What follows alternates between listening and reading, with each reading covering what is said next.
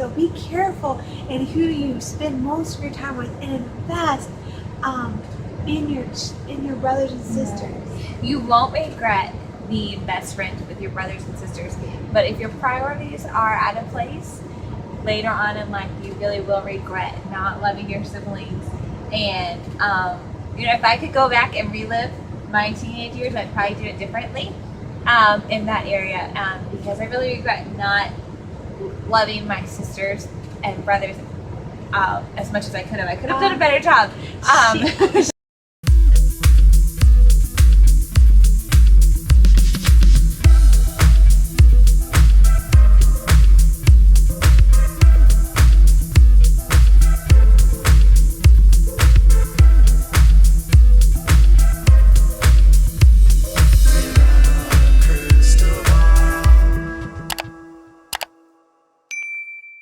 Hey everyone, it's Katie from Without a Crystal Ball. Welcome back to my channel. It is Wednesday, June 22nd. I hope you're having a wonderful day. We just finished our first video of the day with Jeremy and Ginger, and now here we are with a video about Anna. We have not heard anything from Anna following the sentencing about how Josh Duggar was such an amazing father, loving husband, and how he spent all this time and money trying to help other people, including spending like $2,000 a month helping Denise Wilson, and wanting him to be home because she can't take care of herself without him because she doesn't have a job. Get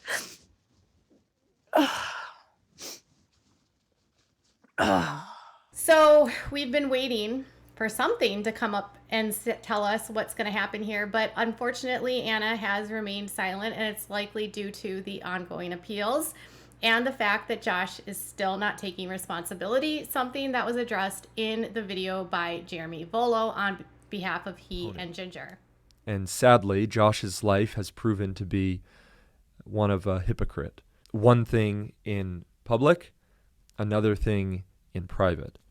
I found Judge Brooks' words to Josh quite profound. He essentially said, "Who you are in private is who you truly are." The integrity of a person is known by how you behave when no one is looking. Well, Anna is going to be 34 in a couple days. Yeah, June 24th is her birthday. And despite checking the court records on a daily basis, she has not filed for divorce from Josh, which means she has made the decision to stand by her man. A couple weeks ago, photos started circulating of her at Silver Dollar City back in May. About a week after the sentencing, and she was in jeans, and we thought, wow, okay, she's wearing pants now. Maybe this is a sign that Anna is going to wake up and leave this system. Unfortunately, that's not really how things work, and due to her heavy indoctrination, she has decided that she's going to still continue to stand by her man. Now, this comes from Us Weekly, so I tend to believe where the sources are coming from. Now, whether or not you believe this is up to you, but they say that she has no plans. She will not move on to another man. They do not believe in a divorce. I don't know if Josh gets to have a say about whether or not she moves on to another man, or if he doesn't believe in divorce. But so a lot of people have been asking, like, I'm sure there's plenty of men out there that would love to sweep her up and take her out and go on their merry way. I don't know why we have this thought that she has to have somebody take care of her. She's a 34-year-old woman, and it's 2022, and most of us that are women, can work and make and support our families. But in the IBLP, that's not allowed. So she's not going to move on because she can't get divorced because the IBLP says so.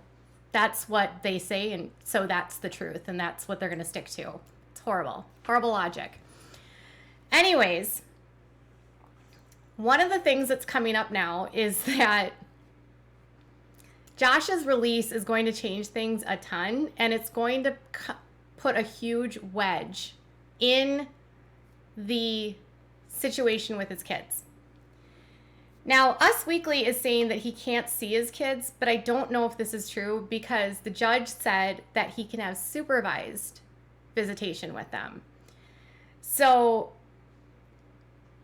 this is what Us Weekly says. The terms of his supervised release include no unsupervised contact with minors, meaning Josh cannot see his own children if they are under 18 after his release from prison. As his family reconciles with this new reality, Anna is turning to her faith.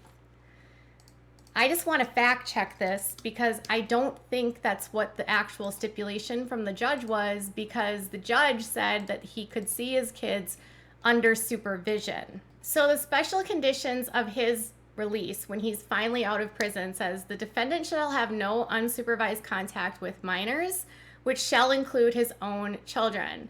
Contact with children must be supervised by his wife, his parents, or another individual approved by the PO office. Contact with his children must be supervised.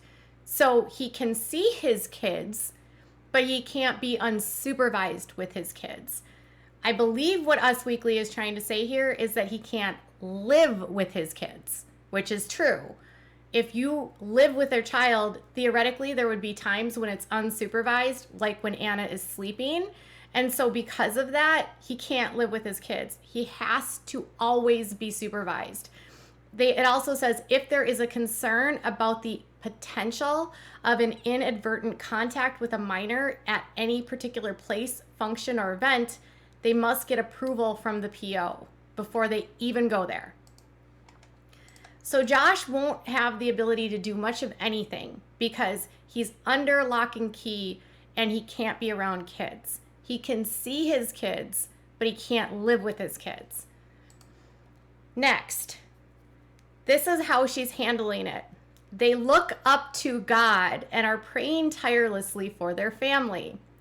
They are very devout in their beliefs, and she's going to stand by her husband, and she's going to continue raising their kids to the best of her ability. At the time of the arrest, his parents noted in a statement that they would continue to pray for their son and Anna and their children.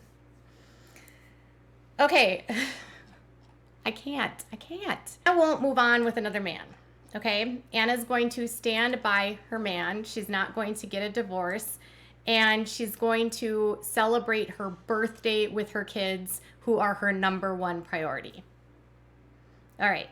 This is a lot to unpack. A ton. We're going to start right here. He's going to be in jail for 12 and a half years.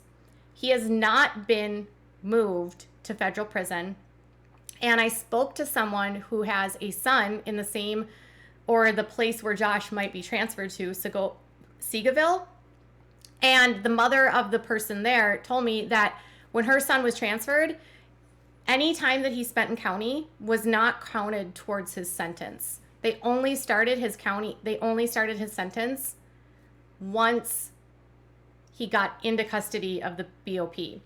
Meaning he hasn't even started the clock yet, according to the way that this is done, because the BOP, according to the mother, has a policy that time can't between state and the federals don't count for one another. So he hasn't even started the clock yet for 12 and a half years. That's one part.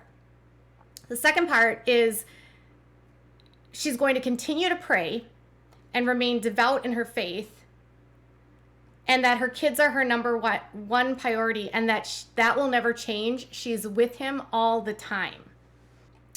They said that she is relying on her deep Christian belief as she faces raising her children as a single parent for the next decade. So if she is devout in her faith, the one thing I would assume is, I would suggest to her, is to try to find some level of therapy for your kids and for yourself that's away from the IBLP and your church.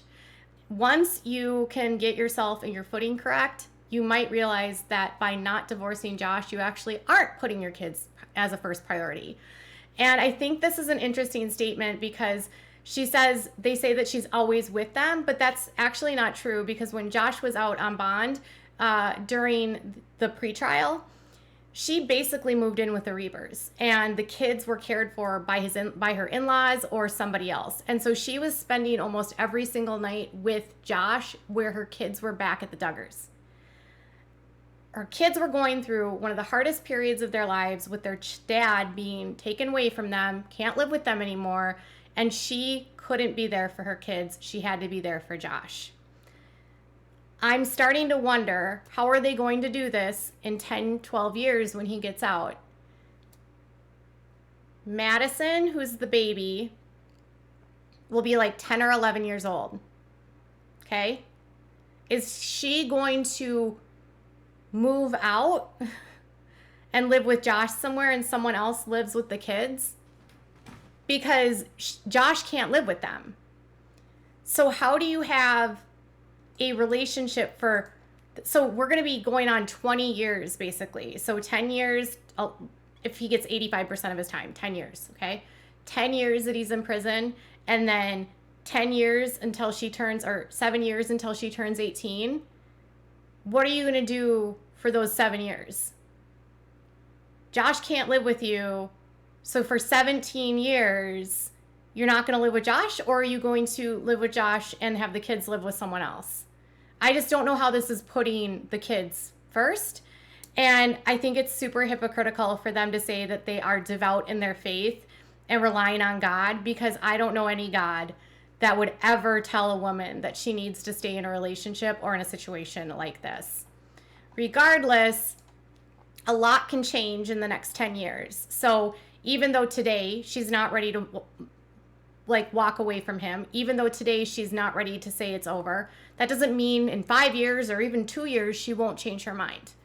It's a long time to be without your spouse. A lot will happen in those 10 years. Several of her children will become adults. They could be married by the time that Josh gets out, because Mackenzie is 12 years old. Think about that. She'll be in her early 20s by the time her dad gets out of prison. So when Josh gets out, he's going to have adult children. He'll have some minor kids still, Meredith, Mason, and Madison, and Mariella. That's a lot of kids still at home that need a mom to live with them, and dad can't live there. So my hope is that Anna uses resources, that somebody intervenes and finds Anna resources, that someone gets the kids resources, because there was this long-standing rumor for a long time that she was mad at Jim Bob and Michelle for how they handled the situation with Josh and how they didn't get him proper therapy. I hope with her kids, she's getting them proper therapy. She doesn't believe in therapy, but I hope they're getting proper therapy, or I hope it's court ordered that she gets proper therapy. We'll never know if there is a child in needs of service case against Anna. We'll never know if CPS is involved in their family right now, because all of those files are sealed in the state of Arkansas. We will literally never know unless she were to lose custody, which we wouldn't know. And unless she gets picked up for other charges, or Josh gets picked up for other charges, we will never know.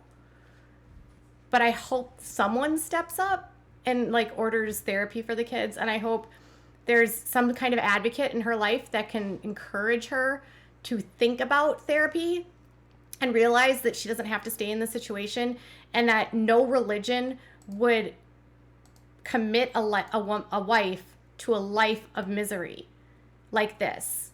I mean, in the IBLP, they will teach her that this is a learning process, and that this is her, something bad will come out of this to justify the situation, or something good will come out of this. It'll make her spirit mightier.